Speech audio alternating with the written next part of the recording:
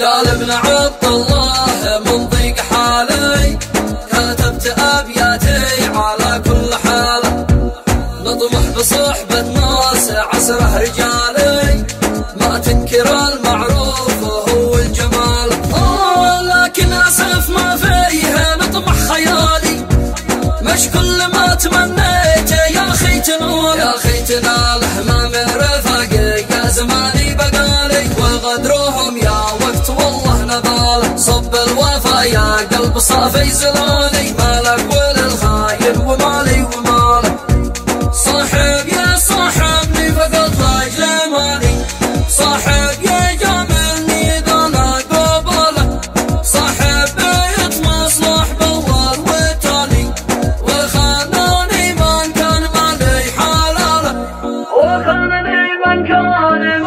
حلاله، مالي حلاله، واصحابي يا حمى إذا جاء ببالي عكر مزاجي شخص ضمن الحفاله،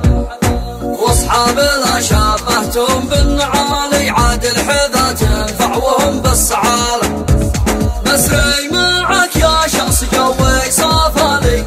ما عاد بي صحبة رفاق النذاله، ادعس في الرمض وحرر مالي،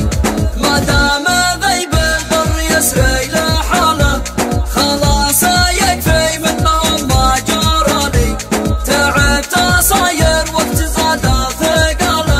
زاد الثقاله بنصال صحباتهم ولا انا مبالي، خسرني اللي كنت انا راس ماله،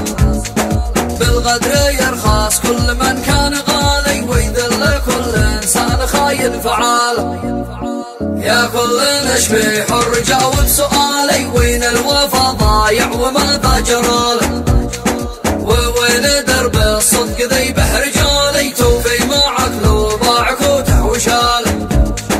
ذي ما تهم المال والجيب خالي، عهد الوفا والله وماتت رجاله، ما دام حال الناس دايم محالي، والحال يتخير ولازم زواله.